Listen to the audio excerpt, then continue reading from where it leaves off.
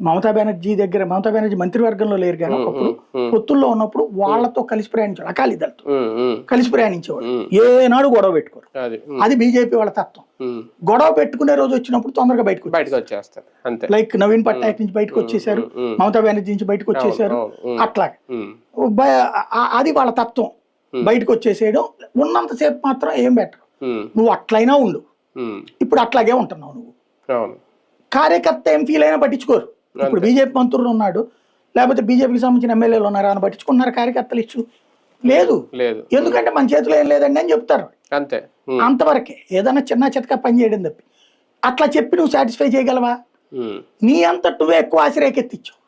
ఇప్పుడు బీజేపీ నాయకుడు కానీ బీజేపీ ఎమ్మెల్యే దగ్గరికి వెళ్ళి వాళ్ళ కార్యకర్త అడిగారు, ఏం చేస్తామన్నా, వాళ్ళ సంగతి తెలుసు మీకు, అధిష్టానానికి తప్పదు, అందుకని ఏం చేయలేకపోతున్నావు, నా వంతు ప్రయత్నం చేస్తా అంటాడు ఏ ఎమ్మెల్యే అయినా ఏ ఎంపీ అయినా, అంతే కదా, మంత్రులతో సహా.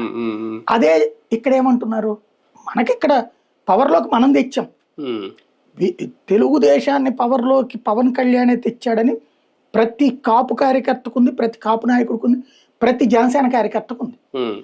ఆ స్థాయి గౌరవం జనసేన పొందట్లేదు అన్నది గ్రౌండ్ లెవెల్లో ఫీలింగ్. కానీ పవన్ కళ్యాణ్ దాన్ని అడ్రస్ చేయలేకపోతున్నాడు. రెండవది ప్రధానంగా తన స్థాయిలో మాట్లాడకూడని మాటలు మాట్లాడుతున్నాడు. ఇది ఇవన్నీ ఎప్పుడంటే